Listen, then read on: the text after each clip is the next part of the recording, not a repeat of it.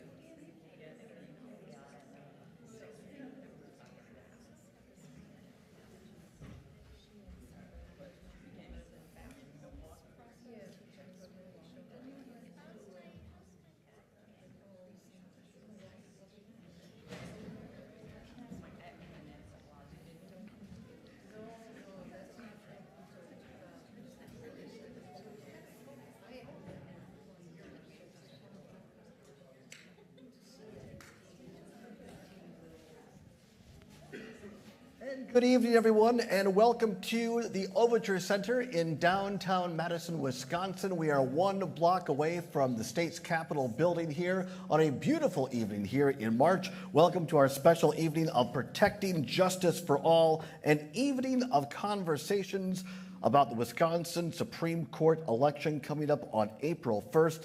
And we are just a couple of hours away from a very important debate tonight between the two candidates for the Wisconsin State Supreme Court. But first, we're going to have a little bit of fun here. As for those watching in the hall, you might hear some applause, hopefully not some booze. But Pat Kreitlow's in the house, so yeah, he has lots of fans here in the house. For those listening, for applause. Look at that! Look at that! Fantastic. I want to thank the folks at the radio station for bringing up the applause sound effect.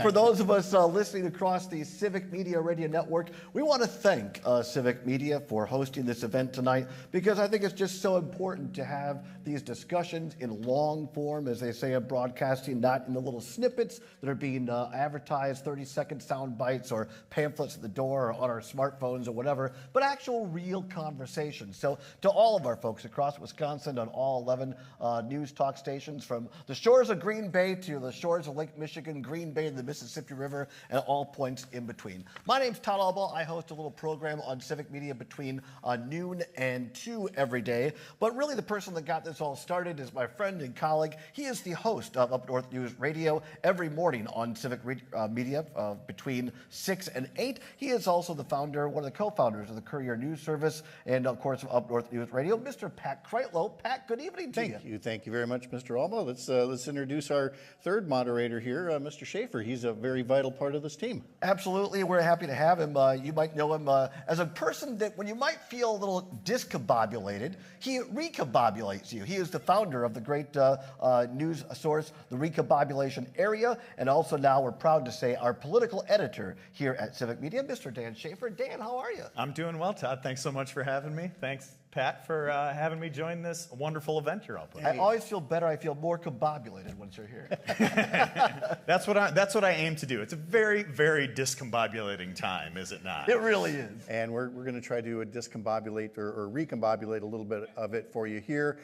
So again, our thanks to Civic Media for helping provide broadcasting for this, the first ever live event for Up North News.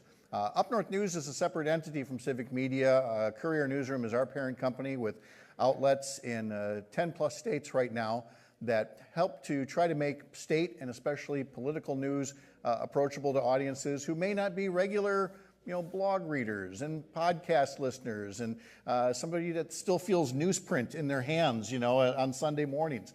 But these are still important issues, and we want to try to explain the issues to folks. And it occurred to us with this state Supreme Court race happening on April 1st that this was a perfect opportunity to hold our first live event, bring in some experts, bring in some lawmakers, bring in some trusted voices, break it down into three major areas, and then find out what our guests think about that in terms of the significance of the race. With an open seat on the state Supreme Court, which is what this is all about, which will decide control of the court by liberals or conservatives. In these three areas, there can be just a tremendous sea change. I'm going to be hosting the third panel, moderating the third panel, I should say, which will be about reproductive rights. You probably don't need me to say much about that, but our experts are going to have a lot to say about that because, again, who shows up on Election Day truly determines the course of reproductive rights in the state. Dan's going to have the second panel, so let's have you say just a bit about the economy and the people that you're going to be talking to during the course of today's event. Yeah, we've got a great panel. We're going to be talking a little bit about how this election will have an impact on the economy and on working people, everyday people here in the state of Wisconsin. You don't always think of a judicial election necessarily as having a connection to the economy, but so many of the decisions that are made by the state Supreme Court do have an impact on so many different aspects of our economy right now, and it's never been more important as we've seen. To have some good checks and balances seems pretty important right about now. I don't know, for a variety of reasons. Yeah, checks, balances. I don't know. We haven't heard that much about that. No, it's really just been about checks and the ones that billionaires writing. But we'll get to that. And then the first panel of the evening will be about education. And Todd, you'll be moderating that one. Yeah, looking forward to it. I come from a family of educators, so it's something near and dear to my heart. But more importantly, we have some wonderful folks, and we'll introduce them here in a moment. And you've curated a great panel in that we have somebody from the legal side, because I think there's so many legal questions, obviously, a Supreme Court race. And people say, well, what in the world does a Supreme Court race outcome have to do with education? Well, it turns out quite a lot in terms of protecting students' rights and protecting educators' rights. And then there was a little something that I'm not sure if you remember, Pat, Act 10. I'm somewhat familiar, yes. So we'll talk about that. Okay.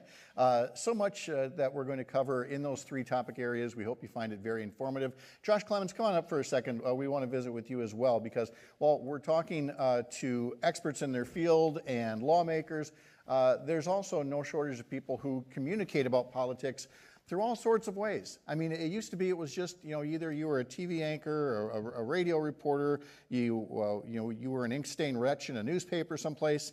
But now there are these things called influencers and content creators and podcasters.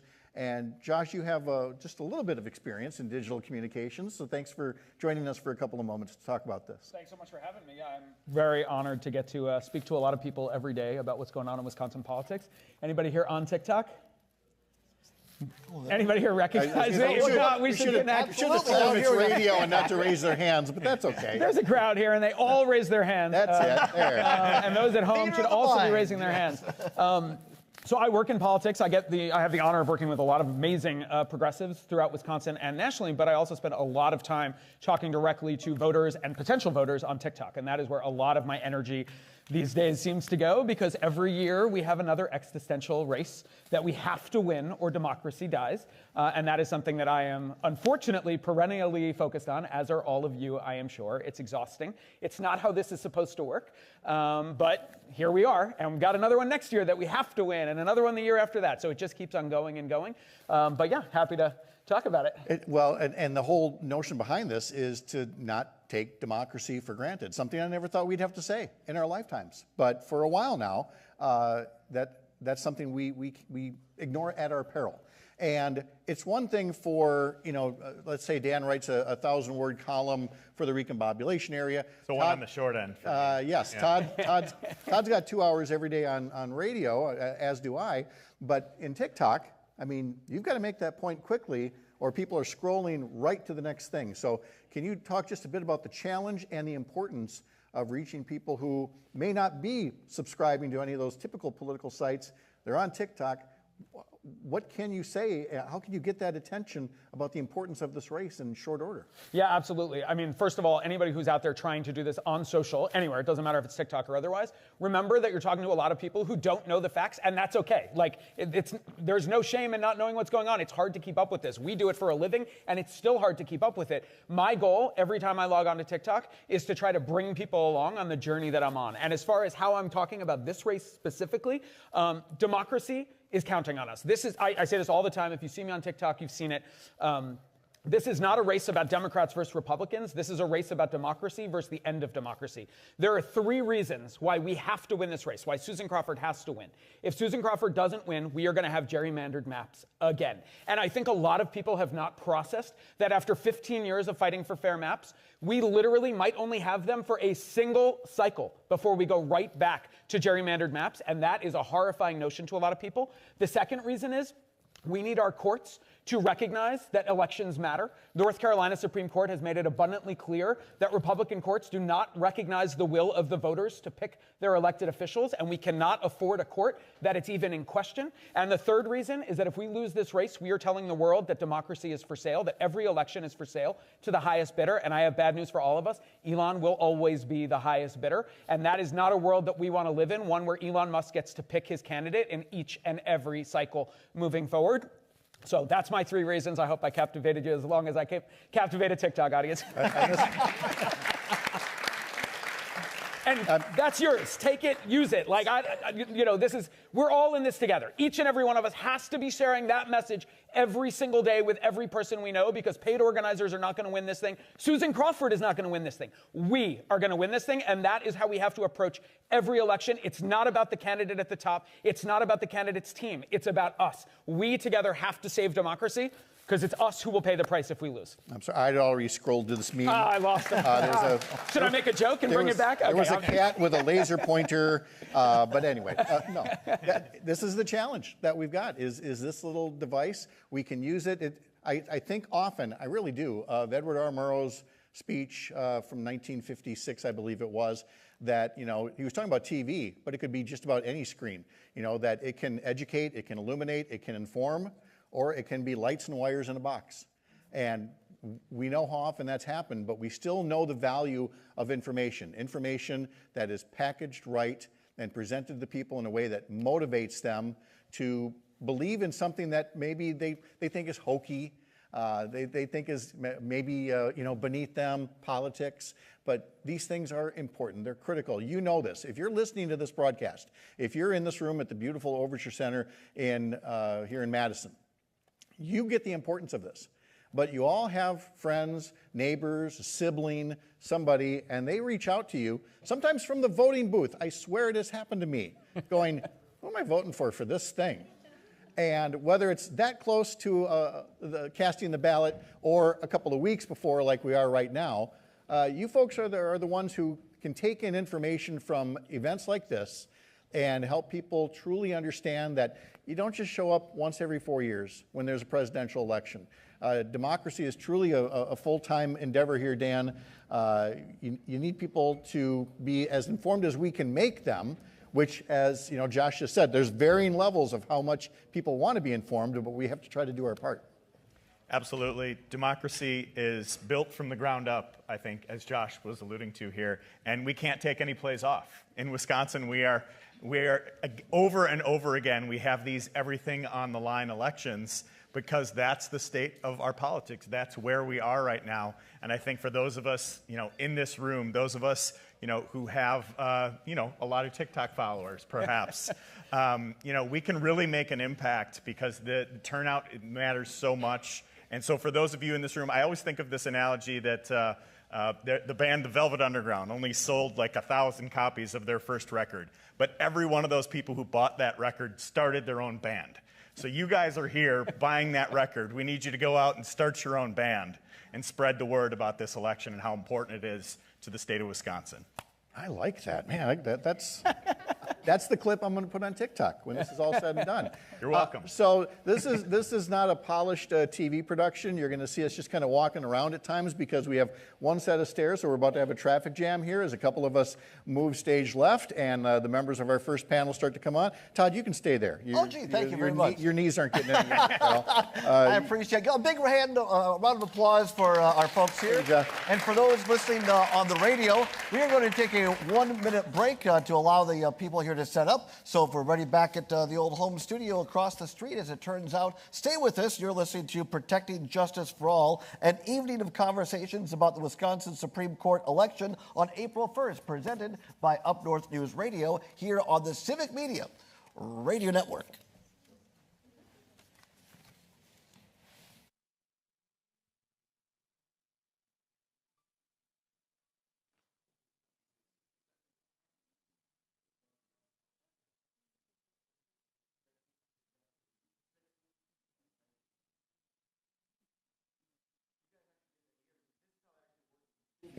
The street every day. The hosts just sit here and act smart. It's the guys, the tech people, the producers who actually make us sound good. A big round of applause for Chris Casper over there. How about that? Yeah.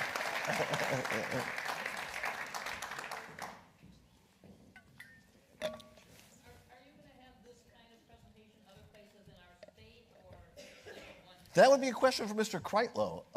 I'm not sure. The question was, are you going to do this around other places in the state, was the question. Not before this election, but if you all behave yourself really well, hey, Kristen, and this is a success, good to see you. We're going to do it for every election from now on all over. Yeah. Look at that. Here's the best guinea pigs ever. All right, here we go. Stand by.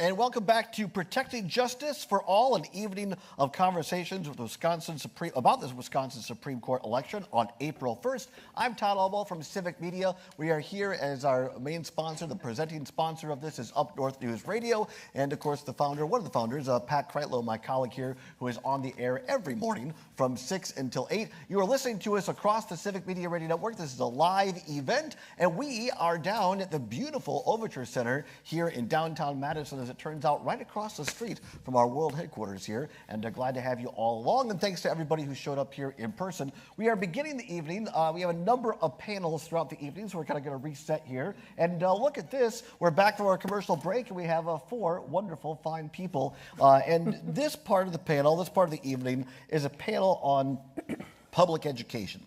And this is something that's near and dear to my heart. I think this is why Pat was so kind to ask me to moderate it. I grew up in a little town called Richland Center, 5,000 people in southwest Wisconsin. My maternal grandmother started as a farm girl, and my great-grandfather didn't think girls should get an education beyond the 8th grade, and she was a bohemian and didn't think that was really great. And so she left home at 14 and ended up getting not just her high school diploma, but her college degree. And fast forward, she ended up being the first woman to be a dean in the state of Wisconsin at UW Richland. Marge Wallace was her name. So she was a great woman and a great inspiration in my life. Both my parents, actually, 3, my stepmom, have been teachers now since retired. And my sister and brother-in-law are educators in the Eau Claire Public School District. But enough about that. I have a passion for this. That's my point. So I appreciate having all of you here. I'm going to go down the line here. Each of you give us 30 seconds to 1 minute on yourselves. A quick little introduction. Speaking of Eau Claire, ladies and gentlemen, here's a guy who started out as kind of a student and activist, and now a freshman representative in the state assembly, the one, the only Christian Phelps. Representative Phelps, congratulations and welcome. Todd's brother-in-law was one of my teachers in 7th grade. Boy, do I feel old. Yeah, I'm Christian Phelps, and I was born and raised in Eau Claire. I actually have a lot of extended family in Madison, and I worked in public schools in Wisconsin for 2 years. When I did that, it was the 2 years of my life that I lived in Madison, so familiar with both places. And I have just been really frustrated and mad about the state of affairs and the way that the state treats young people for as long as I can remember. Was 17 when Act 10 was introduced, for example, so my entire adult life has been in this sort of attack on public education world. And so eventually that led me to various different roles, including running for the state assembly last year and being elected in November. Well, you've lowered the median age considerably. Congratulations. Next up on our panel, Peggy Wirtz-Olsen from WEAC. Good afternoon, or evening, I guess it is. My name is Peggy Wirtz-Olsen. I am a high school art and English teacher. I grew up in Elkhart Lake, Wisconsin, so if you're familiar with that part of the state. I am a member of the Marshfield Teachers Association, so Central Wisconsin is my home local. Hey, thanks for applauding for that. And I'm currently serving as the president of the Wisconsin Education Association Council. So I've been teaching for 27 years, so certainly lived changes within the profession in that time, and was active teacher and president of my local union when, as Christian referenced, Act 10 happened here in Wisconsin. Well, great. Welcome. Thank you for being here. A round of applause. Thank you very much. I appreciate it. All right. Next up, another great organization that I've had the opportunity to be at their events. They do great work, the Wisconsin Public Education Network, and here representing them, Heather Dubois-Bournon. Hi, everybody. I'm Heather Dubois-Bournon. I'm Executive Director of Wisconsin Public Education Network. I am a public school parent and a former educator. And I kind of got radicalized by Scott Walker. And when I was working on my PhD at UW-Madison, was right around the time that Act 10 happened, and you know, this budget-busting bill came out that just decimated school funding in this state. And at the same time, I had an outreach job at UW where I was going around to different schools around the state and seeing with my own eyes the disparities, sometimes just blocks apart, between schools that seemed to have every resource a kid could need and schools where you couldn't even drink out of the drinking fountains because there was lead in the pipes in the building. And I thought, how did this happen here? Who let this occur, and who's doing something about it? And so sort of looking for other people who were as mad as I was, and I found them at Wisconsin Public Education Network, and they were like, we need somebody to get us organized. And I was like, can it be me? And so we've been organizing people all over the state to just kind of tap into that frustration with those disparities and invite people who share our concerns and who agree that every single kid in every single public school deserves equal access to an equally excellent school, should get that. And when the state isn't meeting its obligation, it's up to us to demand they do. Great. Thank you for being here, Heather. Really appreciate it. Thank you so very much. And last but not least, University of Wisconsin-Madison Professor Emeritus Julie Mead. Julie? Yes, hello. My name is Julie Mead. I was born in Edgerton, but don't tell this against me. I was raised in northwestern Illinois, but always close to Wisconsin. I am the product of public education all the way through to my PhD, so it's really, really important to me. I began as a teacher of children who are deaf and hard of hearing, so special education is kind of my thing. In fact, my very first year of teaching was the first year that what is now the Individuals with Disabilities Education Act had to be implemented across the country. And so I have, as a professional, grown up with that law. And So not surprisingly, I began to study that law, and I studied that law in particular, the intersection of programs for disabilities or the rights of kids with disabilities and our burgeoning kinds of school choice. So I have done quite a bit of studying around vouchers and charters. And yes, I am retired from the university, but I'm not retired from advocacy for public education. Excellent. Very appreciate it. All right, for those listening on the Civic Media Radio Network, you are listening to Protecting Justice for All, an evening of conversations about the Wisconsin State Supreme Court race election, which is, of course, April Fool's, no joke, and be a voter, as my colleague Luke Mathers likes to say. If you want to check your voter registration or to register online, go to myvote.wi.gov. That's myvote.wi.gov. Of all the things you're going to hear tonight, either in person or online, that is it right there. Be a voter and get out, because as our previous people said, that's the only way that we are all going to make a difference together. All right, we got 15 minutes. Kreitlow will have a hook. He'll pull me off of here if I don't keep you to it. So let's get right into it. Let's have a discussion. Julie, let's start with you. Okay. The big question, and anybody can hop in here. People say, Todd, why in the heck should I care about education for a Supreme Court race? What does the Supreme Court have to do from a legal perspective with education? Well, a lot. And in fact, remember that we're voting for someone who's going to be on that bench for 10 years. So think of all of the things that can come up in a 10-year span. But we have a whole lot of things that are ripe for discussion right now that I think we need to pay attention to. In particular, I think we need to pay attention to that legislative obligation, Christian, to be funding public education, and whether or not our legislators have abdicated that responsibility. And so there's likely, I would guess, maybe not, but we want to have someone on the bench who understands that constitutional obligation and the investment that our grandparents and great-grandparents made when they crafted that constitutional obligation to fund public education so that it would be, as it says, as nearly uniform as practicable. In addition to that, of course, in 2 years, the limits on our voucher programs will expire. And so all of the press that we currently have around school choice and some of the issues in school choice, those are likely to burgeon and become even more pressing for schools and school districts. And so that's an issue that might come up. And then, well, there are a host of others, the revenue limits, the issues of censorship, students' rights, employees' rights. So there are a whole host of things that could come up. Representative Phelps, let's go to you next, because you can make the argument that you're the benefactor of a new Supreme Court in that this current Supreme Court redid the maps and made them fairer. You're in one of those redistricted districts. But talk for a minute. Democrats have made gains, certainly this last election. You're still in the minority in the legislature. The governor is a Democrat, obviously. But what does it mean to you as a minority member of the Assembly is trying to get something done to have a Supreme Court that's not going to legislate from the bench, but actually interpret laws as written? Yeah. Good question. I think that the Supreme Court, as one of the three branches of government, we shouldn't lose sight of the fact that they are supposed to be a check on ours.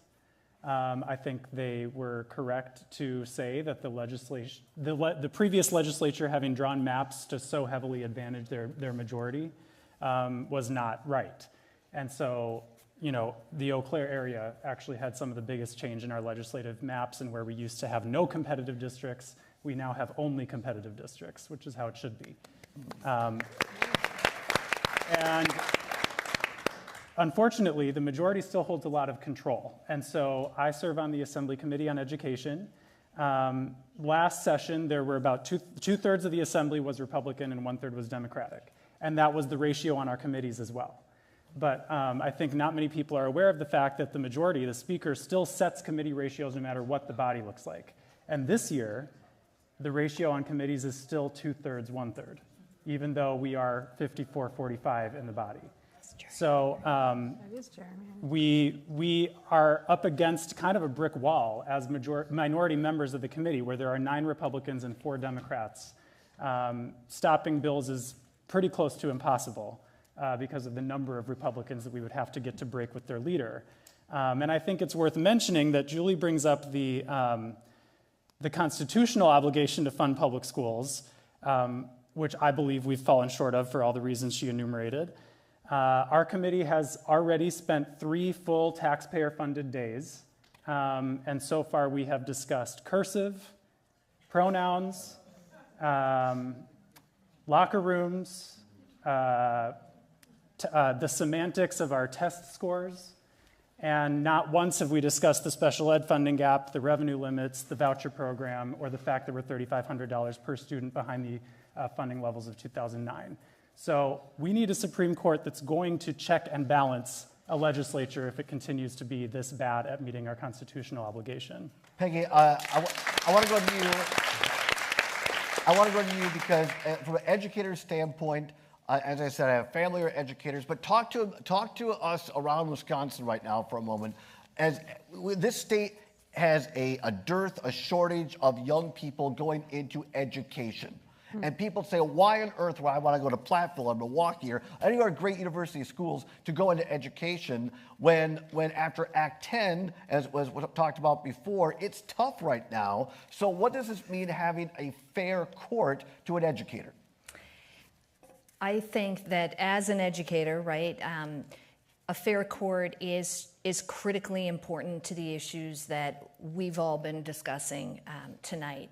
You know, one thing that I will lift up is around our students' issues and needs in the classrooms. The educator's ability to teach truth, I think, is something I want to mention tonight. And I also want to mention, you know, that real desire for an educator to be able to make ends meet at the end of the day. So you referenced, you know, going to a university, right, and the bills that come with that, and then classroom, you know, being in a classroom with our students every single day, making sure that the resources our students have are adequate and really meeting the needs of what those students in the classroom have. And at the end of the day, that we're not in this virtuous cycle of one referendum after another in our schools to keep the doors open and the lights on. So all of those issues, and when I think about the students' needs in the room, every student's learning conditions are really the educator's working conditions. And these folks are dedicated to our kids. Talk for a minute, because I think this is something that goes talked about. I'm on live radio. I'm not as good a live person as we are on tape. But talk for a second, the real impact, because we hear Act 10. Oh, they want more vacation or they want more money. No. Let's talk for a second from an educator's standpoint.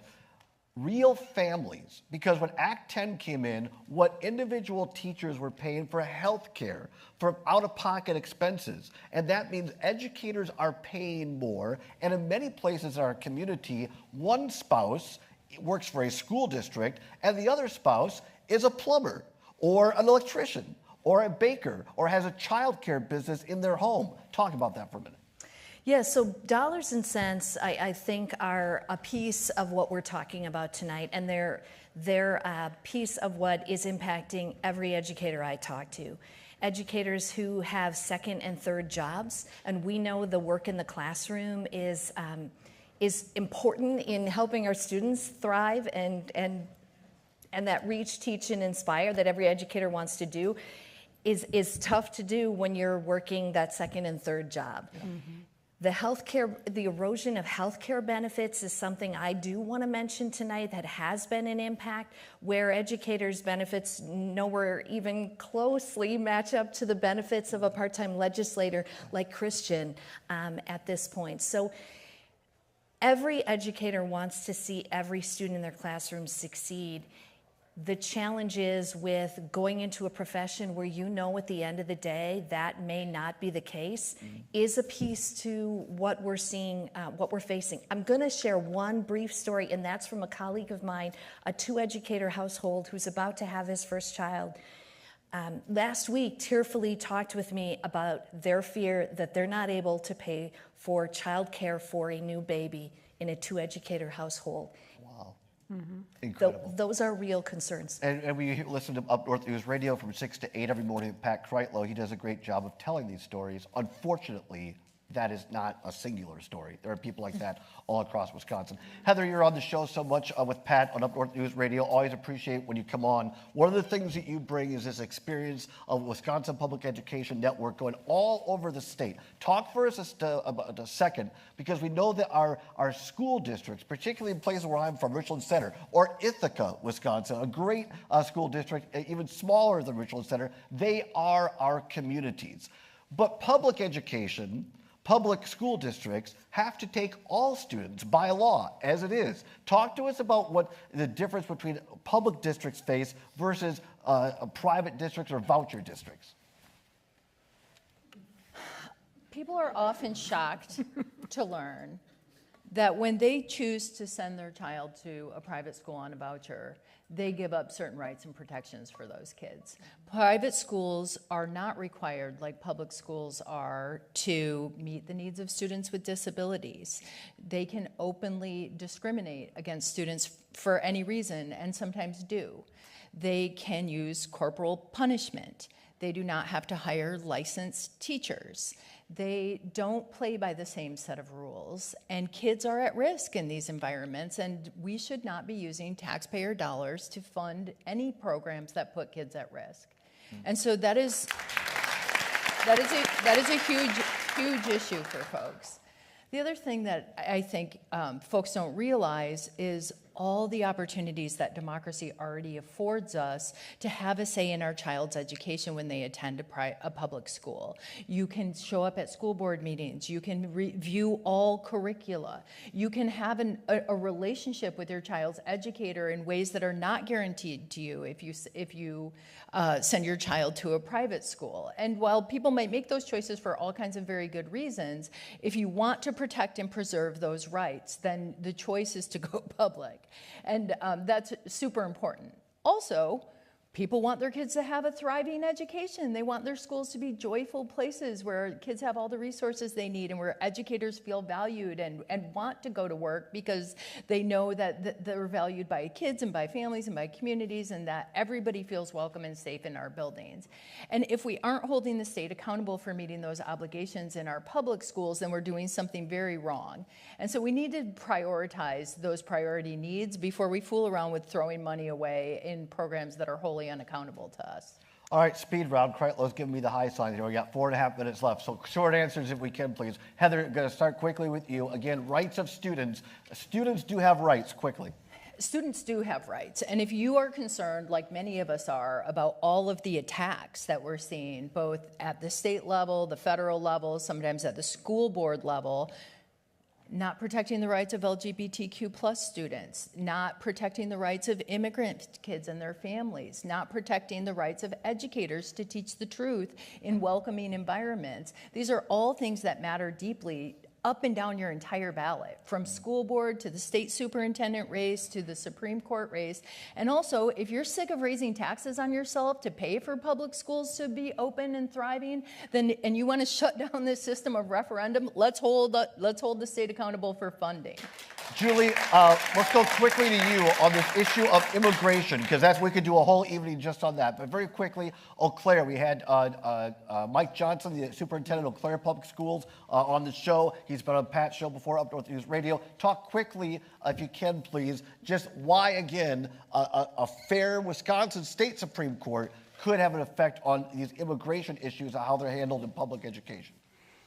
Well, immigration is, largely a federal issue, but schools and how schools operate and how schools manage those things are state and local issues. And so understanding, of course, that all kids, regardless of where they come from, when they're in our communities, have a right, as the United States Supreme Court has said, have a right to an education and have to be welcomed, valued, and taught.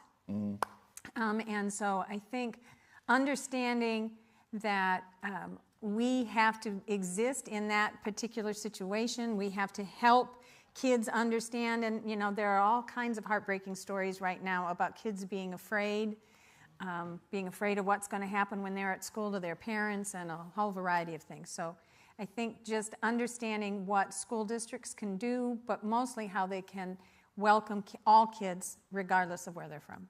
Representative Phelps, 1 minute, one more minute left after that. From a legislative standpoint, again, do you have goals? Do you see any hope of working with your Republican colleagues right now, or is this a go it alone and rely on a fair court?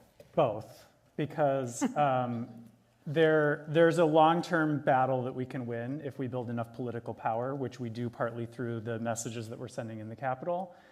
Just like I represent a competitive district, so do most of my Republican colleagues. And so, for example, the voucher issue, I think for the reasons Heather mentioned, it's no coincidence that the people pushing a Christian nationalist agenda are the ones supporting school privatization. The people in the rural communities that I represent, the public school families, are alarmed and horrified to learn that they are losing funds to private schools when there isn't even a private school in those communities. Yeah. I think my Republican colleagues have to answer for that, and if they don't do it in this session, if we're loud enough, they will eventually. Peggy, 30 seconds. Sorry about that. From a teacher's standpoint, why is this race important to you? Well, I hope that every voter in Wisconsin thinks about the partnership between them and their local school district in this election. I know that our students' future depends on impartial justices who will uphold the Constitution and keep our communities and our schools safe, and understand that importance for a great public education for every student in Wisconsin.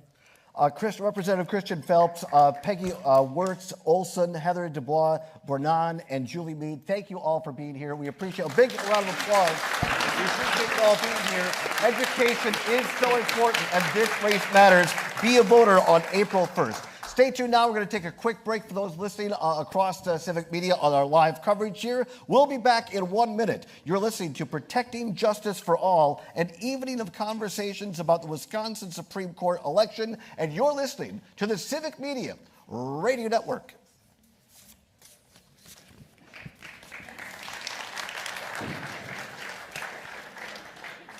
Thanks, you guys.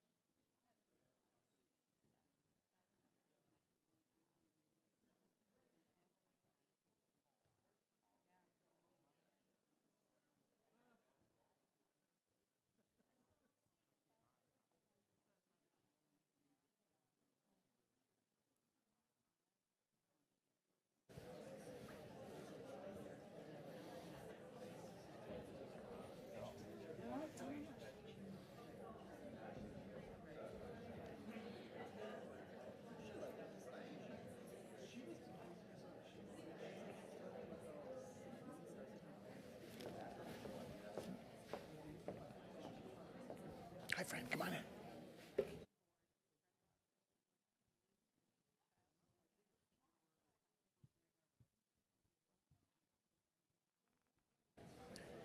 All right, welcome back, everybody, to Up North News' first ever live event, Protecting Justice for All, as we talk about the Wisconsin State Supreme Court race election that is taking place on April 1st. We're talking primarily about the issues involved, the topics, the subjects, more so than the individual candidates. You may hear references to Judge Susan Crawford. You may hear references to Waukesha County Judge Brad Schimmel. But we really wanted to make sure that from an overarching standpoint, how does this affect life in Wisconsin in the areas that, as you just heard, might impact on education, or in this case, for our next panel, on the economy, and coming up shortly, we'll be talking about the impact on reproductive rights as well. But our second panel has taken the stage. Dan Schaefer, political editor from Civic Media, and the founder of the Recombobulation Area is joining us to moderate that panel on the impact of the Wisconsin Supreme Court election on the Wisconsin economy. Dan, it's all yours. Thank you, Mr. Kreitlow, and thank you all for being here. Again, my name is Dan Schaefer. I am the founder of a little publication called The Recombobulation Area. Yes, it is named after the famous post-security area in the Milwaukee airport. I think with the discombobulating politics that we have in Wisconsin, we all need a place to recombobulate. So go ahead and subscribe and join us at the Recombobulation Area as we make sense of things here in the state of Wisconsin. I'm also now the political editor at Civic Media, and hello to our listeners across the state on the Civic Media Network. So, we are now less than 3 weeks away from yet another everything on the line election here in Wisconsin. So before we jump into our panel discussion, I want to see where all of you out in the audience are at with this election. So obviously, since we're streaming live on the radio, we'll ask you to clap instead of a show of hands here. So I want you to clap if the answer is yes. So how many of you are registered voters? Love to hear it. Love to hear it. How many of you have a plan to vote in the spring election? Who is voting early? Who is voting on Election Day? How many of you have already voted absentee? All right, very interesting. And how many of you are encouraging others to vote? Let me ask that one more time. How many of you are encouraging others to vote? There we go. So this panel is about the economy and the impact of this election on the Wisconsin economy. How are we all feeling about the economy right now? Maybe a little iffy? All right, so this is going to be an important panel. So we don't always think of the courts as playing a major role in the economy, but the decisions made by the Wisconsin Supreme Court have a far-reaching impact on a myriad of issues affecting things like job creation, everyday affordability, a changing climate, and justice for consumers and workers. So first, let's check in with our panel. I'm going to ask each of you to introduce yourself briefly and then answer this question. How could this election impact the economy here in Wisconsin? We'll start right here with State Representative Francesca Hong. Good evening, everyone. I'm State Representative Francesca Hong. I represent the 76th District here in Madison. Welcome to the 76th.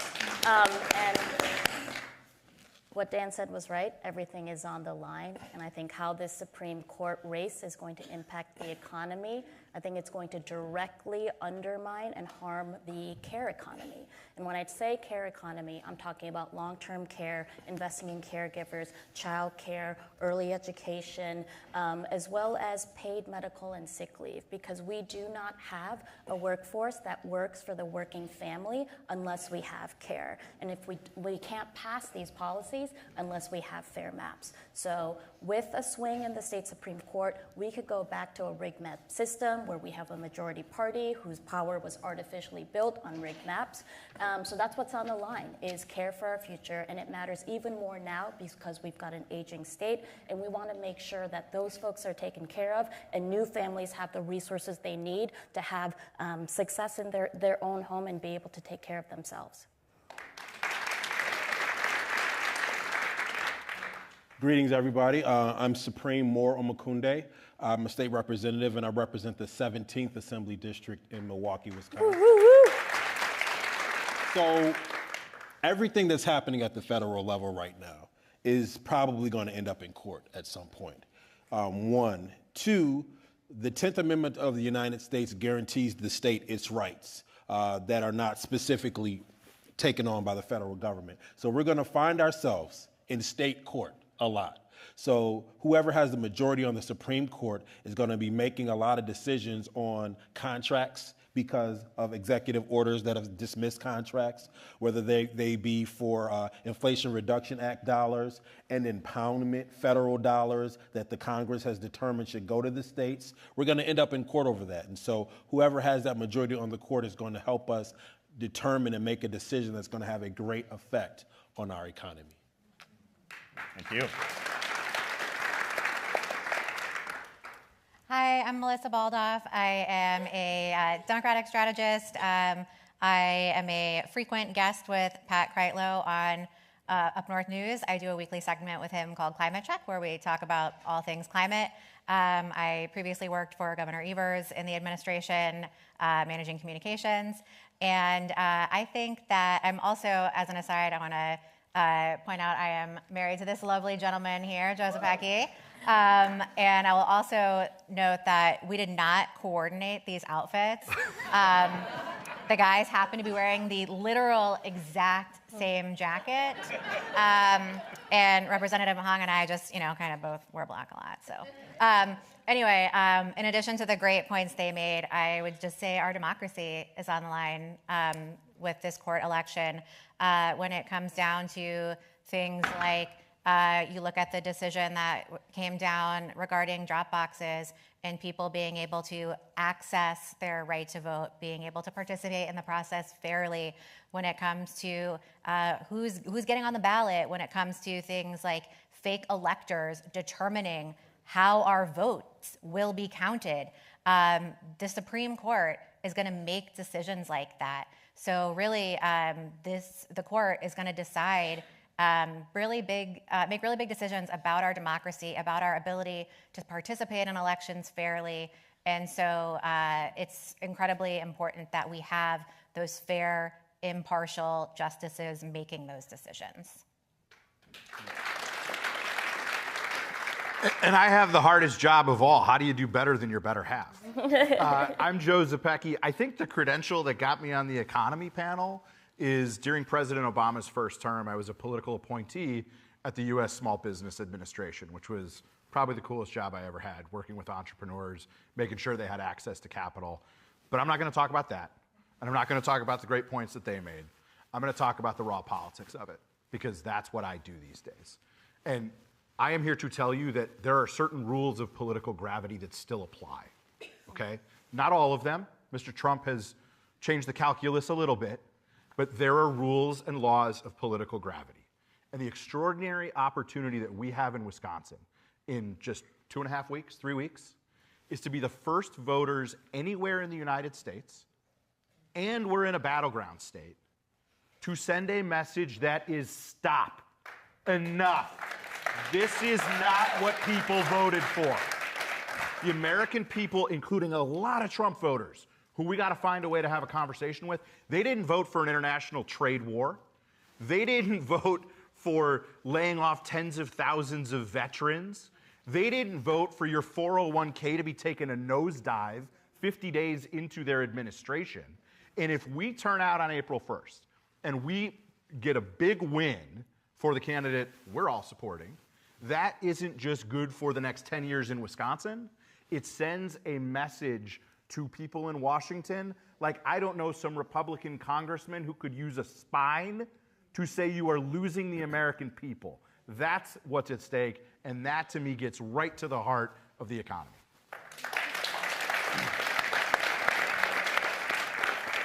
Thank you to all of our panelists here. So elections for Wisconsin Supreme Court are kind of weird, right?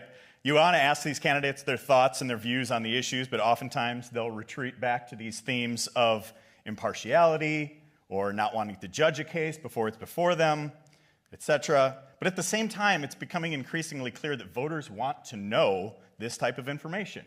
In the latest Marquette University Law School poll, 79% of registered voters said judicial candidates should discuss issues on the campaign. But for many voters, they don't have a clear idea of what the candidates stand for. For Brad Schimmel, the poll showed that about half of registered voters either don't know what he stands for or haven't heard enough, and that number is up at about 60% for Susan Crawford. So what have you heard from candidates in this election that tells you how they might rule on these economic issues that you all just talked about as being important in this race, if and when they're seated on the bench? Melissa, let's start with you. Okay. I'll tell you the thing that I heard that tells me the most about one of these candidates, and it's Brad Schimmel.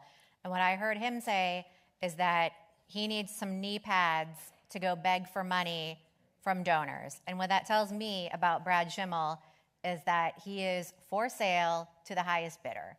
And we already know that when he was Attorney General, he refused to take action against pharmaceutical companies and hold them accountable for what they have done to devastate communities across Wisconsin and across the country, wrecking communities with the opioid crisis and this epidemic that has impacted virtually every single family.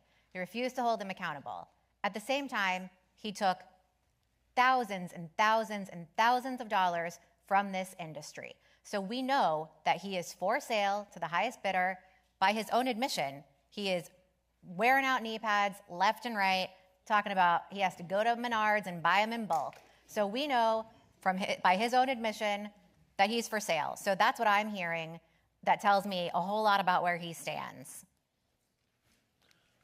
Representative Maura Mukunde. Thank you. I know you mentioned that they just talk about impartiality and things of that nature. However, I think things like impartiality and commitment to judicial principles and jurisprudence, those are important things. And right now we have folks at the federal level who are not committed to that at all. We're going to be in a constitutional crisis with many of the executive orders that have been administered and whether or not they impose upon the freedoms and the rights of the legislative branch. We need somebody who is going to be impartial. We need somebody who is going to look at the rules of jurisprudence and judicial principles. And Brad Schimmel's not that guy, unfortunately. And if we have somebody on that court, we're already looking at people saying, oh, just wait till April 1st. After April 1st happens, we can get our old maps back. After we get our old maps back, we can go back to the gerrymandered state of Wisconsin, and we can have the 3-to-1 margin, and we can override any of the governor's vetoes that we want. We need to have someone who is going to be judiciously principled in the seat and on the court, the highest court in the state of Wisconsin, to help us kind of determine what some of these laws are going to be in the state of Wisconsin after they come through our courts and come down from the federal government as well. I have one other thing I just wanted to add regarding Brad Schimmel kind of being for sale. Just to point out that we now have Elon Musk having spent about $8 million to date investing in this race to try to influence it. And guess who's going to have business before this court regarding Tesla? If you guessed Elon Musk, you're right. So what do you think he might expect in exchange for his investment? Because we saw what he's getting in exchange for his investment in the presidential race, which is unfettered access to the federal government and the ability to dismantle it at his will. Honey, are you suggesting that it's not coincidence that 48 hours after Tesla filed suit in state court that the pocketbook opened? Wow. Did you guys rehearse this? We didn't. Beforehand? That was pretty good. Right. Representative Hong. This is about standing up for our Wisconsin values: freedom, fairness, democracy, our rights. And you can either have a judge who is going to destroy all those by answering to co-presidents, and we already know this based on the mailers that have been sent out and the ads that they are running, that you're going to have a judge who answers to Trump and Musk, or you're going to have a judge that answers to the people. And we want someone that shares the values that I know all Wisconsinites have, and that's of fairness, that's of freedom, that's of rights, and that's of democracy. Right.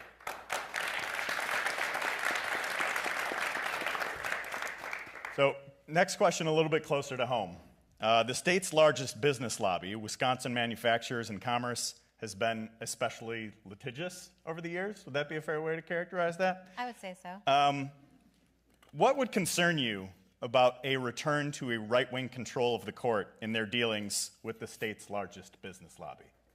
Well, we're seeing this shift in the playing field, and we have for a very long time, where big gets bigger, begets even bigger, right? And it is tilting the playing field against working families.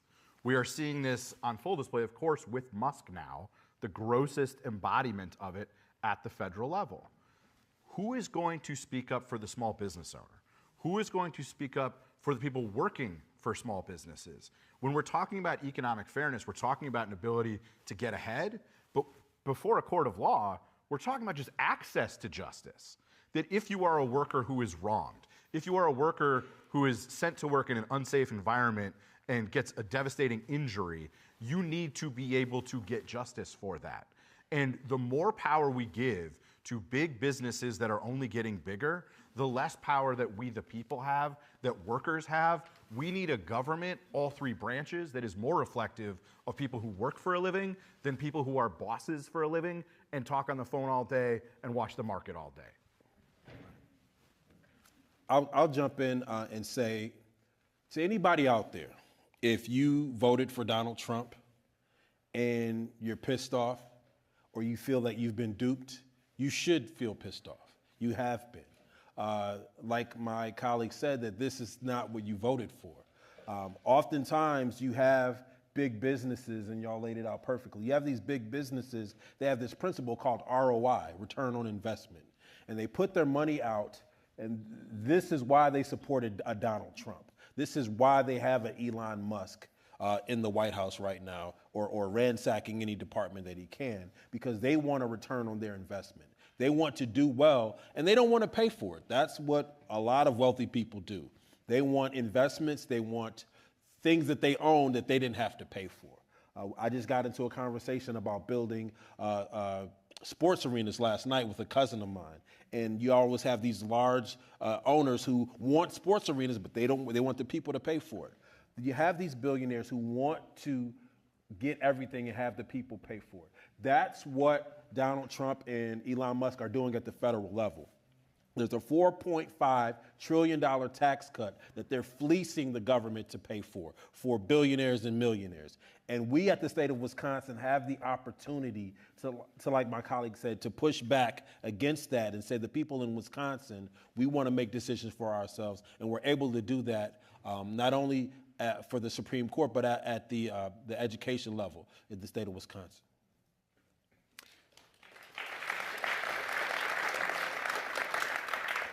So the Wisconsin Supreme Court has also ruled on a number of issues when it comes to environmental protection and conservation. And in the age of a changing climate, this has major economic implications as well. Melissa, we'll start with you, since you've talked a bit about this on the Climate Check segment on Up North News Radio. What are some of the ways this election could impact the environment in Wisconsin? Great question. So yeah, we know that that the Republicans have been very hostile to climate progress in Wisconsin. And I know our friends here in the legislature are no stranger to that. I know that Representative Maura Mukunde has a bill out right now and has had multiple bills on climate action that have gone nowhere. But what's really concerning about this election is the ability to, I think you made the point earlier, to stop any of the federal funds coming into this state from the IRA, to stop any of the action that is happening in this state. We know that we have thousands and thousands of jobs in solar, in wind, in energy storage that are being funded by these federal dollars. These are good paying jobs where people can have a career. Some of them even, right out of high school, making $30 an hour, having a great career. That money is going right back into their community.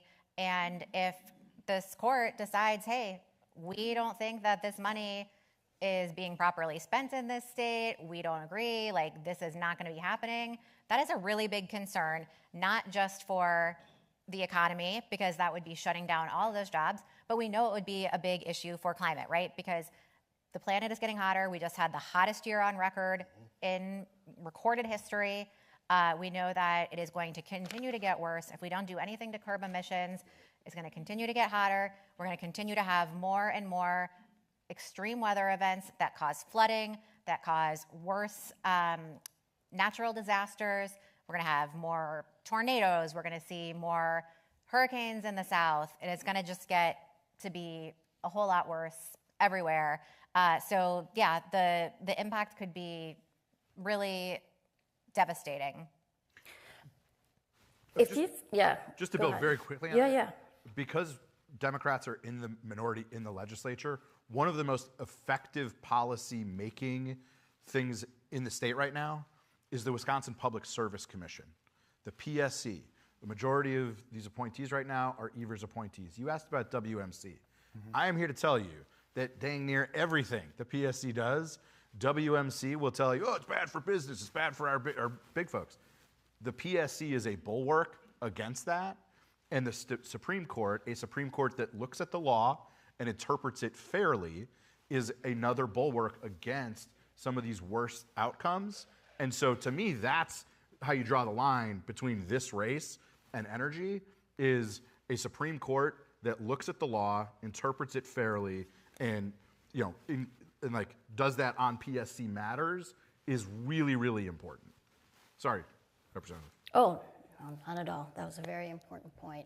I'm going to simplify it a little bit more. If we have a conservative-leaning court that answers to WMC, the economy is going to tank, because I think when people think about the economy, we aren't exactly able to distill that down into what it is, but the economy is only the economy if there are the people. And if the people are unhealthy, because WMC is defending and protecting big businesses who are polluters, then we're not going to have not a healthy economy, because we don't have healthy people who have opportunities to pursue their right to liberty and happiness and their right to work where they want to and provide for their families. And so the consequences for climate are directly connected to the health of the people, and if we don't have healthy people, we don't have an economy. So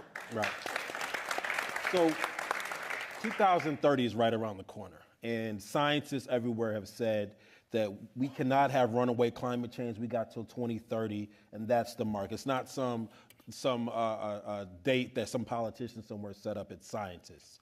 And my good colleague Chris Larson said that 10 years ago was the best time to do something about this. The second best time is now. And as Dr. King talked about being in the fierce urgency of now, when I was on the county board, we created the City-County Task Force on Climate and Economic Equity. And many of those jobs we lost in the city of Milwaukee due to deindustrialization, where the A.O. Smiths and the Tower Automotives and the Adelphis left, though that also created this gap and this hole in our city's economy as well. You had middle-class folks who were able to go from one job in the morning, quit and go to another job in the afternoon, who are not able to do that. We could replace whole industries by doing green-collar economies in places like in the city of Milwaukee, places like in Kaukauna, places like in Chippewa Falls. And this is that great opportunity to build that rural and urban bridge that we always talk about. Some people want to have a rural-urban divide. We're building a bridge and making sure that we can do the work and actually get things done. And the Climate Accountability Act, I was in a Republican's office earlier today where they were talking about nuclear energy and saying, oh, but it helps us get to our carbon reduction percentage goals. I say, oh, converging interests, let's have a conversation. And we're able to do that now. And one of the biggest things is that we always have our labor folks and our environmental folks. I think it's really important to sit down and have a conversation, tell everybody you love them, go through the different parts of the conversation that are tough. Then at the end of the conversation, remind everybody that you love them again, and then move forward and see what we can do to get to our 2030 goals, which will get us to our 2050 goal of net zero.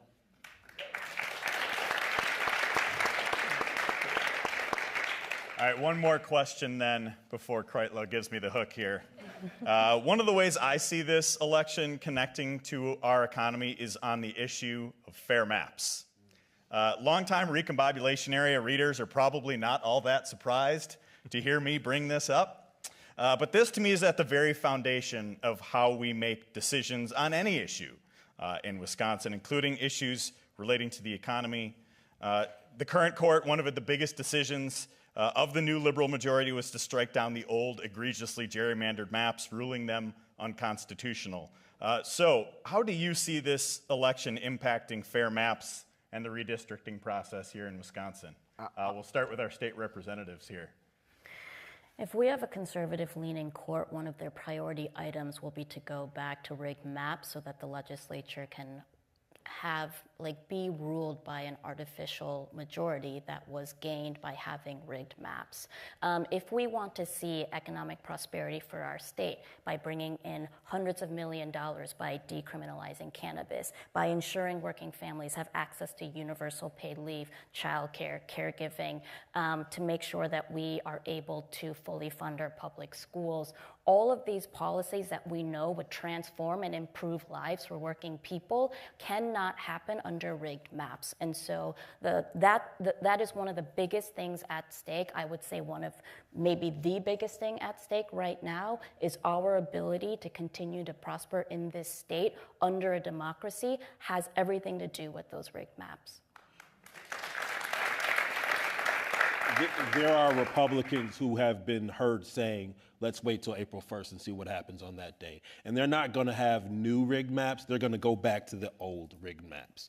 We want our old maps back, the kind that where a person like a Tony Evers could win the state by 2 points, but they still get 2/3 of the seats in the assembly. Those are the kind of maps that they want. They want perpetuitous pressure and control over things. And there are so many things at stake. You don't get these brilliant minds that we have in our caucus now with those old rigged maps. You get the same old, do what I tell you to do. I'm not going to hold a hearing. I'm not even going to meet with you about this bill. I'm not going to have a conversation with you.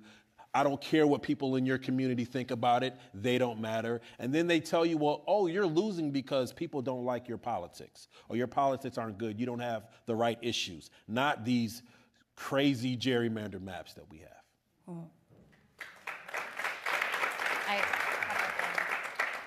I agree with everything, and we know that without the ability, also, Wisconsin is different from some other states. We don't have the ability to go to a statewide referendum like some other states do on policies, right? So even though we have things like expanding Medicaid, which would allow us to save billions of dollars and cover tens of thousands more people, we can't do that in Wisconsin because we can't go to referendum. We can't pass things like closing the boyfriend loophole and requiring background checks on firearms and taking them away from domestic abusers, because even though 80% of Wisconsinites, even people who own guns, support things like that, because we don't have a statewide referendum capability and Republicans in the legislature won't allow it.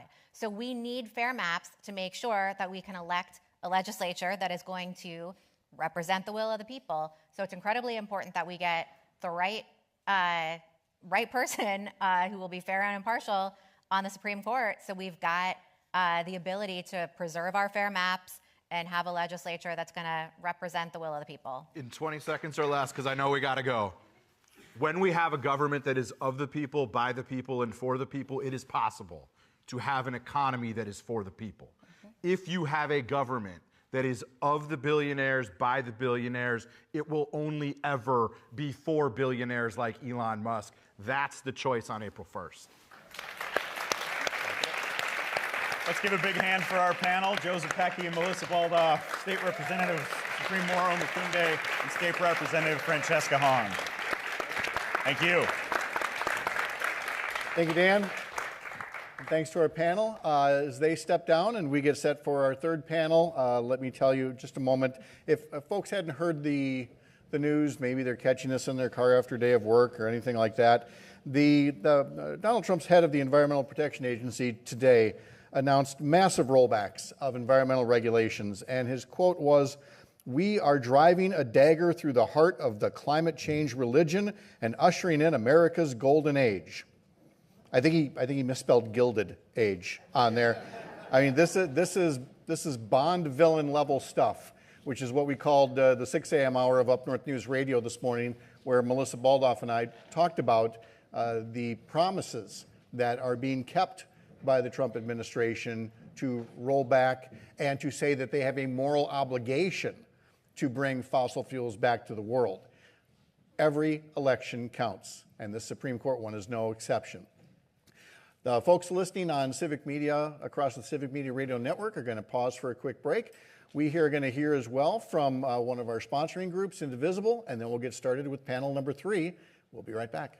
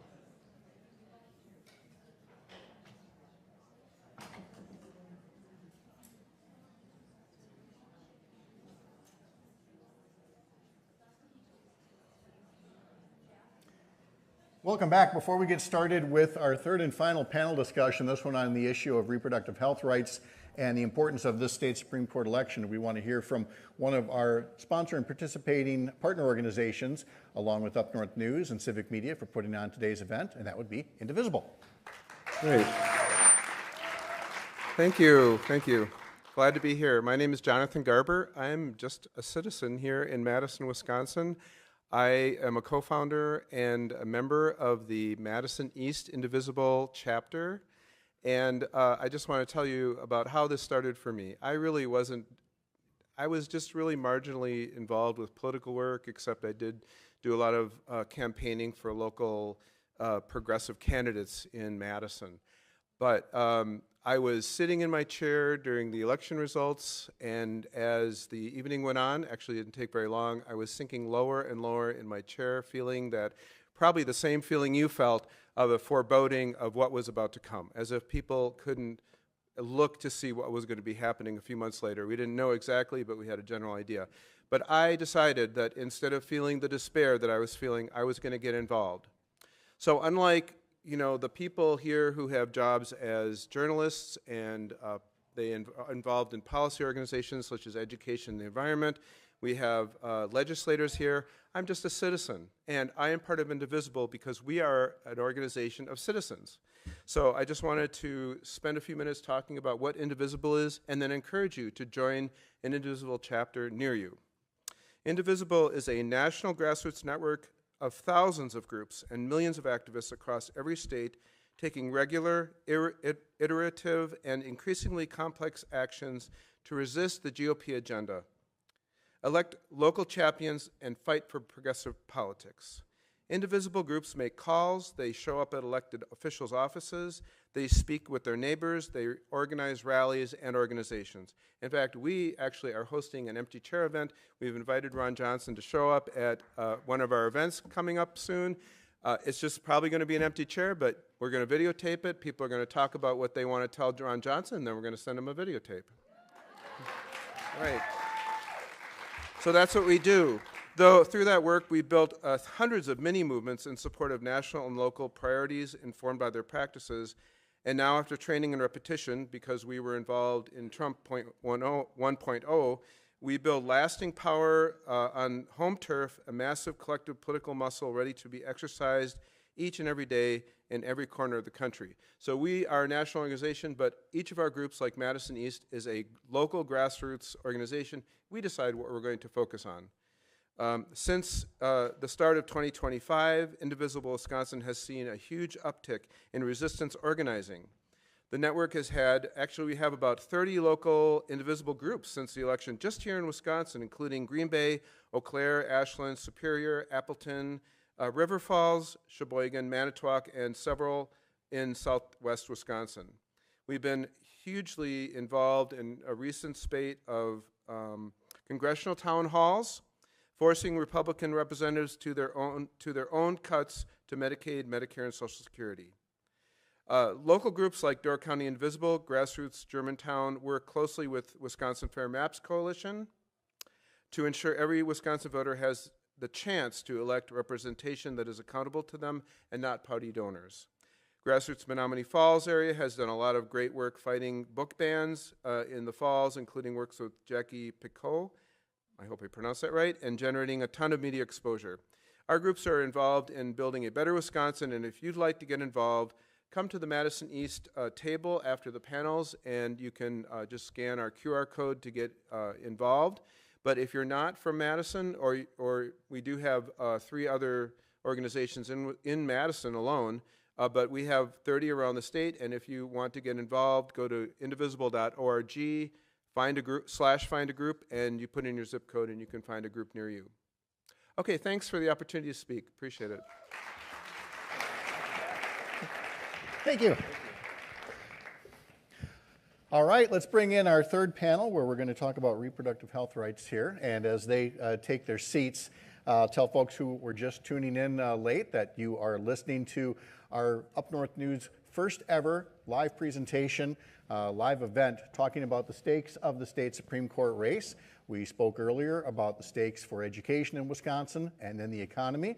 And now we're going to be talking about reproductive health care rights with a wonderful panel of folks here.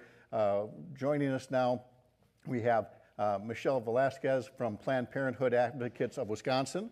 We're going to be talking to Heather Martell from Chippewa Falls. We'll talk to Dr. Eliza Bennett, an obstetrician gynecologist, and State Senator Kelda Roys. Welcome them all to our panel.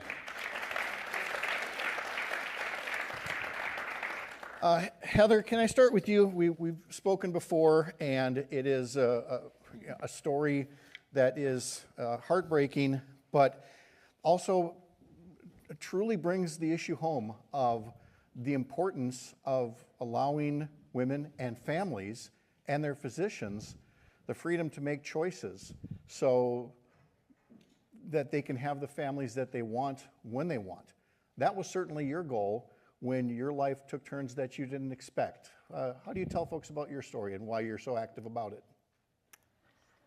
Well, in 2021, after years of trying to conceive with no luck, including IUI and Clomid, you name it, we conceived naturally, and at our anatomical ultrasound, which usually takes place at 20 weeks, we had it done at 19 weeks, we found out that our son was incompatible with life. He was missing vital organs. The organs that he did have were underdeveloped, undeveloped. There was failure to thrive, fetal seizures. He wasn't going to survive outside of my body. We had a nursery all set up. We were ready for a baby. But we learned that pregnancy does not always mean baby. We went from planning the colors of our nursery to planning which urn we would be taking our son home in. We had to figure out, because at that point in 2021, Minnesota's abortion laws were 23 weeks. After 23 weeks, you couldn't have an abortion. In Wisconsin, it was 20 weeks. So in the matter of 3 weeks, we had to plan all of the steps for an abortion, plus wrap our heads around the fact that we were losing our child. When the Dobbs decision came down, I attended a rally I'm from Chippewa Falls. The town next to us is Eau Claire. That's where our federal courthouse is. When Dobbs fell, we had a rally at that courthouse, and I grabbed the mic and started telling our story. And I haven't stopped since. Thank you. And that, Dr. Bennett, gets us into the notion of why you hear people talk about abortion care and not just abortion. And you talk about health care and reproductive rights. The Dobbs decision, I think, has helped a lot of people understand the much wider range than people thinking, oh, abortion is just this matter of convenience. Can you talk a little bit more about how it's full health care, and then we'll get into the legal framework that surrounds it. Right, so abortion affects all sorts of people. Many people, like yourself, that thought that they were going to be able to have a baby. It affects pregnancies that people planned and intended and very much desired. And it affects the health of women and of pregnant patients everywhere. And the access to abortion and requiring abortion care is unpredictable. People don't know when they're going to need it. They don't know what's going to happen in their pregnancies. Physicians don't know. We can't predict it. And, you know, we lived through a year and a half of the 1849 law restricting our ability to care for patients, and it was tragic. because I had to look to people and say, I can't take care of you. I need to send you to Illinois. I need to send you to Minnesota. I've been taking care of them for their whole pregnancy, and then they get a tragic diagnosis, and I have to shunt them off to a different state. Not to mention patients that you could take care of who had potentially lethal complications of pregnancy, you still were living in fear that you were going to get charged with some kind of felony, that your license was at risk, that your practice was at risk, that your ability to care for patients in the future would be at risk. So when it comes to this Wisconsin Supreme Court election, what would you like to see in terms of a justice and a court and the degree to which they are in your exam room? We need a justice that understands that reproductive health care should be decided by a patient and their physician. We need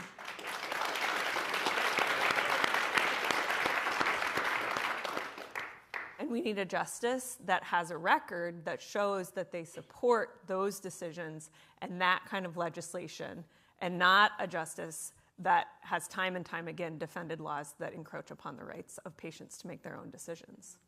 Michelle Velasquez, talk to us then about the legal framework. There are going to be laws about healthcare, about all kinds of other issues.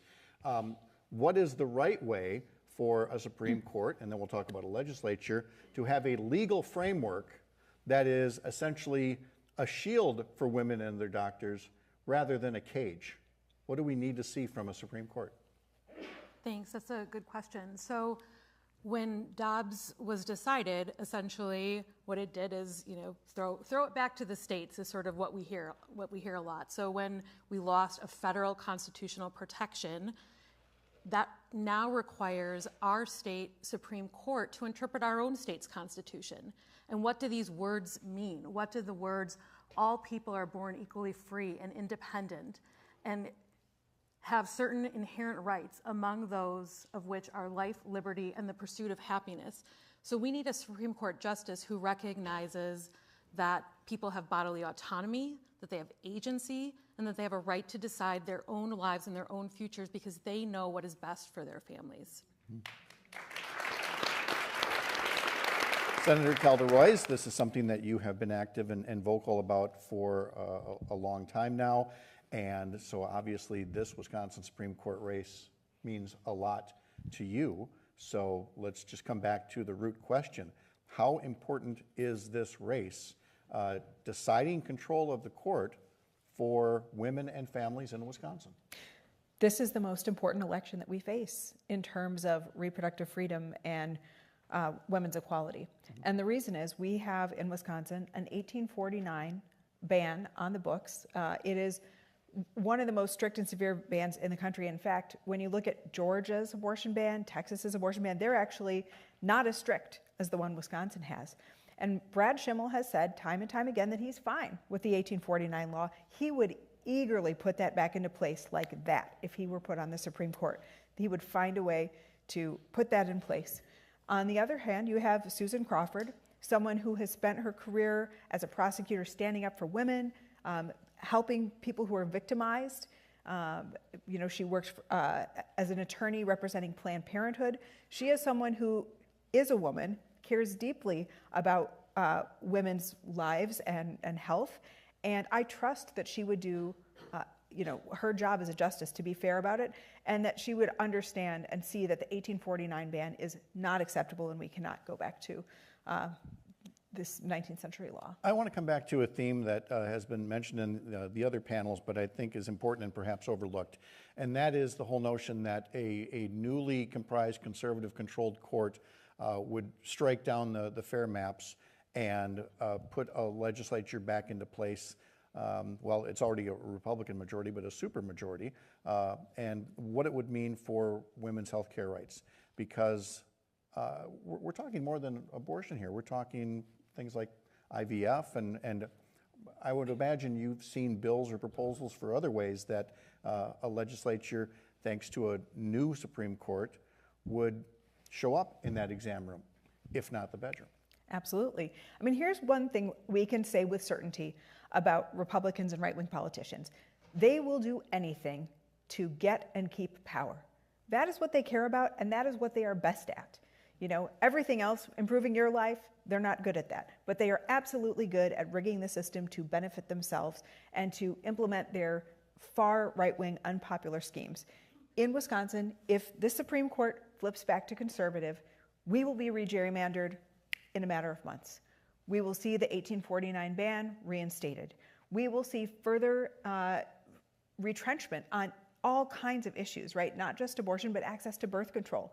You know, we had a bill in the last session to say, okay, abortion is always under legal threat, but let's make sure that we have established a right to contraception in our statute so that no matter who you are, you can do it. Every single Senate Republican voted against it, every one.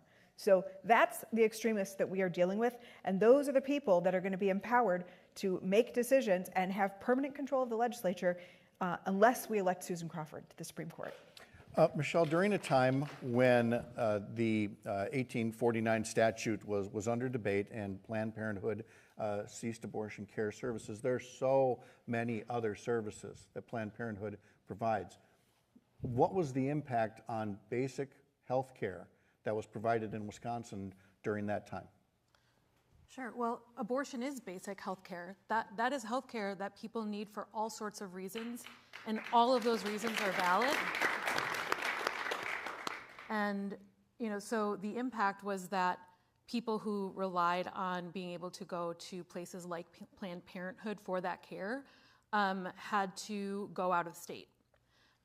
It meant that OBGYNs and other healthcare professionals like Dr. Bennett were terrified about whether or not they had crossed the line into something that a prosecutor could say, or at least argue, was criminal under that ban.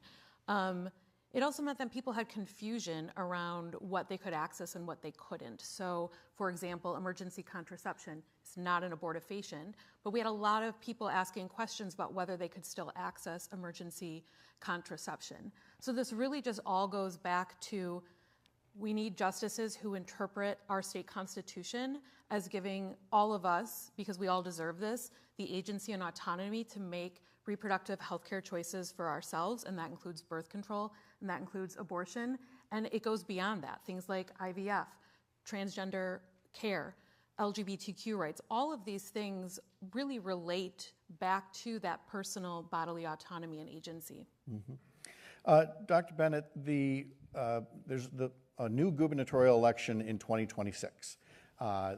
There's a way that that these maps could be construed to give a supermajority once again to conservatives.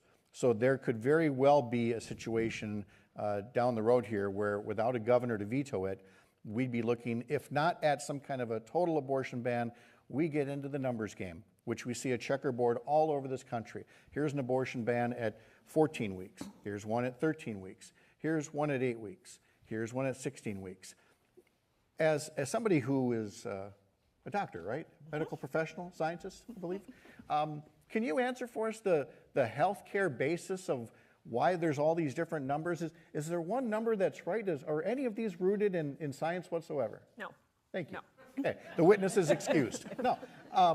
But how does that feel as a doctor, knowing that Supreme Courts, not just the U.S., but all these states, are all going to be asked to weigh, well, this ban for this many weeks and this one for that many weeks, as somebody who actually looks at the science of pregnancy? It's infuriating and frustrating and just makes our job and the health and lives of patients very difficult. Not to mention, when we look at these states that have passed these bans, it is having a negative impact on people choosing to be OBGYNs, on people choosing to do residencies in these states. I train residents here. If we go back to a situation where we're no longer able to teach the full depth and breadth of obstetrics and gynecology, then we will lose out on residents.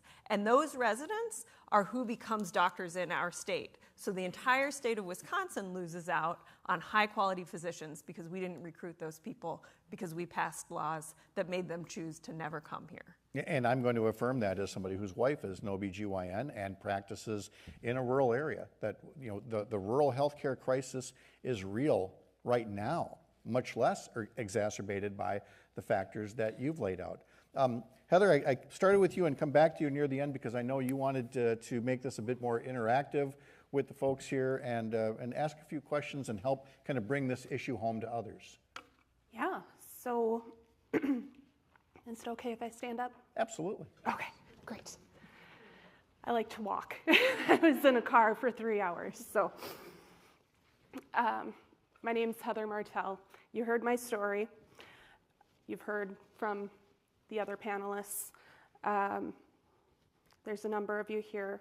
I ask that if you feel safe and comfortable to do so, that you raise your hand. Please raise your hand if you've ever been pregnant. I'm going to use a radio prerogative to say that since it's radio, could we also applaud? Maybe raise your hand quickly. And thank you. Or applaud, okay. And again, if you're comfortable and safe to do so. Applaud if you've ever had a miscarriage.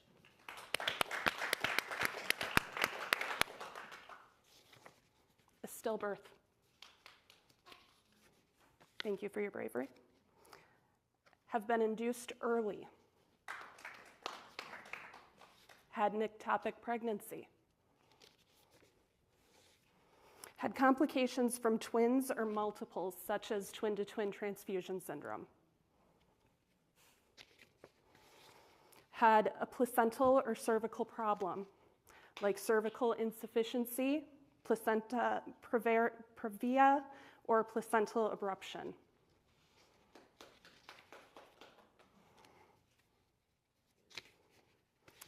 A pregnancy-related condition like preeclampsia or gestational diabetes. Diagnosis of a fetal anomaly or incompatible with life. It's a sad club to be in. Postpartum infection, also known as childbed fever, septic uterus, septic shock. Had an abortion for any reason. Thank you for your bravery. I don't expect anyone to clap or make themselves known for this one, but survived rape or incest.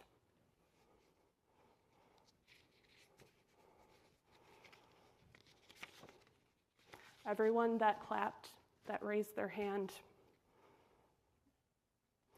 everyone that clapped tonight would have run the risk of not being able to access treatment with Brad Schimmel in charge. Mm-hmm. We would have run the risk of dying if a man like Brad Schimmel is in charge. You may not like the candidates. You don't have to like the candidates. You don't have to love the candidates. But you have to realize that somebody you love will die, could die, if a man like Brad Schimmel is in charge. He is a danger to women. All of these things that I asked, all conditions that doctors like her help us with. When her hands are tied, we run the risk of dying. That's not fair to us. We deserve better.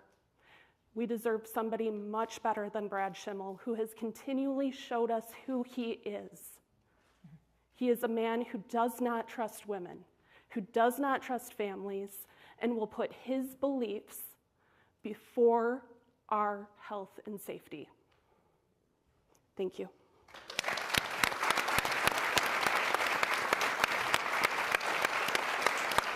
I've got just under 2 minutes left, and while it would be nice to, and so proper to end on a note like that, but to the rest of our panel, if any of you have any reaction to what she said or any parting words, I'd love to hear them. Doctor, let's start with you.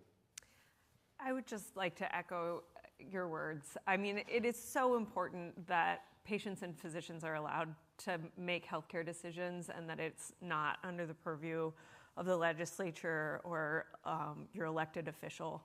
And supporting Susan Crawford for Supreme Court is going to get us that type of autonomy that we so desperately need to preserve. Michelle Velasquez. Thanks. Yeah, I mean, the Supreme Court justice who wins this election will be deciding cases that have real impact and real life implications for everybody in this room, for all of the people in our family, our friends, our community, everybody that we love and care about will be impacted, whether it's reproductive health, whether it's education, whether it's economic justice. All of these things impact our lives.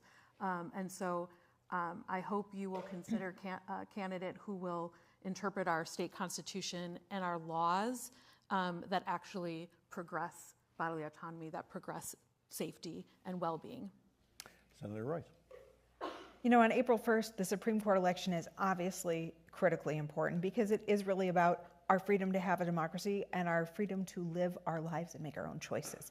But you know, the freedom of our kids to learn is also on the ballot. And that's why I want to make sure that people are learning about our state superintendent, Jill Underly, who has been a champion for public education and public schools, and the freedoms that our kids deserve. Our kids deserve the right to a constitutional education, and Brittany Kinzer would deny them that because she supports privatization of our public education system. She is a lobbyist for the voucher interests, and we can't allow that to happen. There's also a constitutional amendment on the ballot. Now, Michelle and I are lawyers. I think we should be pretty careful about amending the state constitution. This was put on specifically to make it harder for people to vote and harder for people to challenge if their rights are violated. Wisconsin has one of the strictest voter ID laws in the country already on the books, but they want to enshrine it in the Constitution so that if your rights are violated and you're denied your right to vote, you can't even go to court and challenge it. So make sure you vote no on that constitutional amendment.